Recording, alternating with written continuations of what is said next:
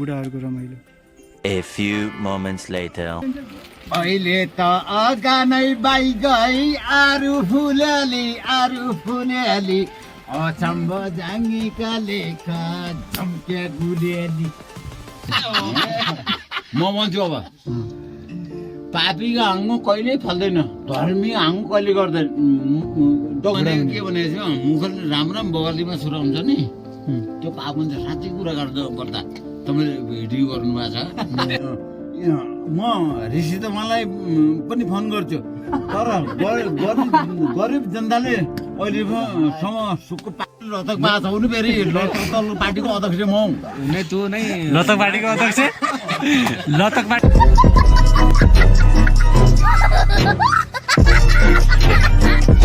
पार्टीको भुलि गए क्या, त्यही भएर हो। नर्दा म जानी आइदिया म पुरै भन्न दिएँ लतक पार्टीको अध्यक्ष म हुनेछु अब।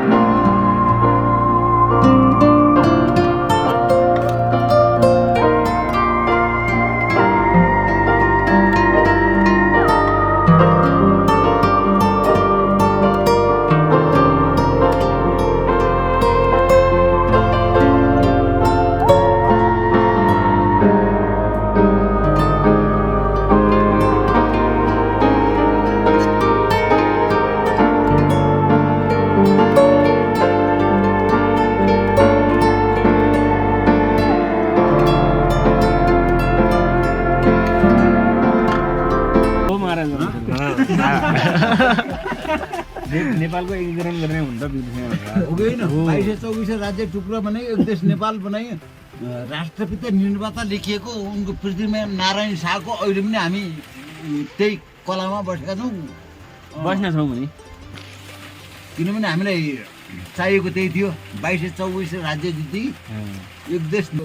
कति 14 पुस्ताका पुर्खा चाहिँ दरवेश हुन्। तपाईँहरूलाई अब कति पढाउँ कति सिकाउँ यार। उनीले सर्जनीको त्यो थाहा हुनुहुन्थ्यो नि होइन त्यो तपाईँहरू पछि त्यहाँ दुल्लो दरबार उ गर्दाखेरि त्यो भएको चाहिँ कोटिया लास्ट टाइम लास्टमा परुको शाह पनि त्यही थिए। अर्का चाहिँ नि अब एउटा खुट्टो डोङ्गो भएको थियो। सिलसिलैमा